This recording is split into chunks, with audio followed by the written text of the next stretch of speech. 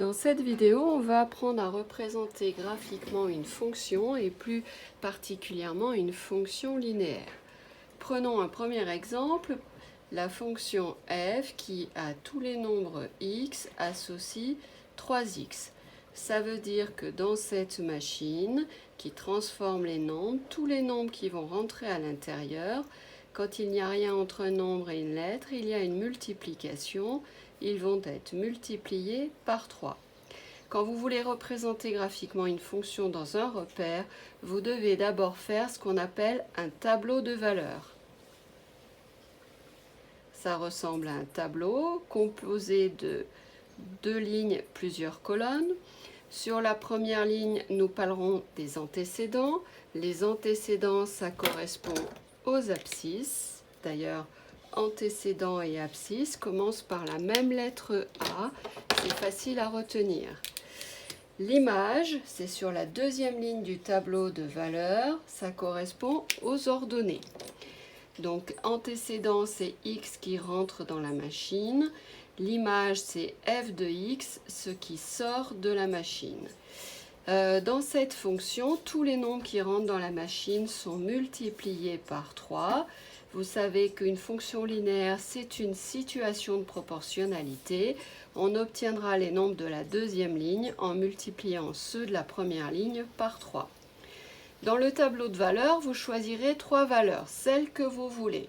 Moi, pour cette première fonction, j'ai envie de choisir -1, 0 et 2. Quelle est l'image de -1 ? -1 va être multiplié par 3, ça va faire -3. L'image de 0 multiplié par 3, ça fait 0.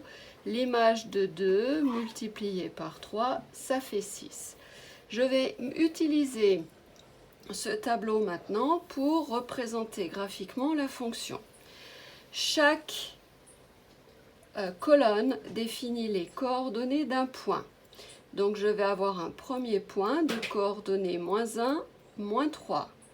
-1, -3. Voici la représentation de la première colonne de valeurs du tableau. Deuxième colonne, 0, 0. 0, 0. Voici le deuxième point qui est représenté par la deuxième colonne du tableau de valeurs. Et puis enfin, troisième colonne, 2, 6, 2 en abscisse, je remonte jusqu'à 6 en ordonnée. Je prends ma règle, je relie les points les uns aux autres et je dépasse. J'ai obtenu une droite qui passe par l'origine du repère. C'est bien la représentation graphique d'une fonction linéaire. Je voudrais juste vous faire remarquer que le coefficient de la fonction linéaire, c'est 3. 3, c'est un nombre positif.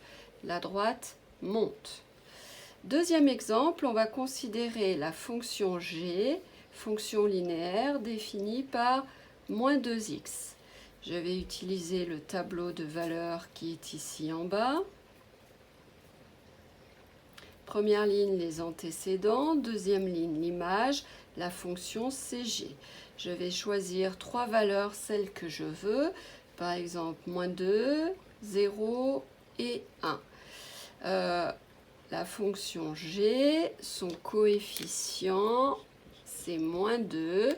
Ça veut donc dire que je passe de la première ligne du tableau à la deuxième en multipliant par -2. -2 fois -2, ça fait 4. 0 fois -2, ça fait 0. 1 fois -2, ça fait -2. Plaçons ces points dans le repère. -2, 4. -2, je remonte jusqu'à 4. Voici la première colonne du tableau. Deuxième colonne, 0, 0, c'est l'origine du repère. Troisième colonne, 1, -2, 1, -2. Voici le troisième point. Je prends une règle, je relie les points les uns aux autres et je dépasse. J'ai obtenu une droite qui passe par l'origine du repère. C'est normal, je représente une fonction linéaire, une situation de proportionnalité. Maintenant, ici, le coefficient de cette fonction linéaire, il est négatif. La droite descend.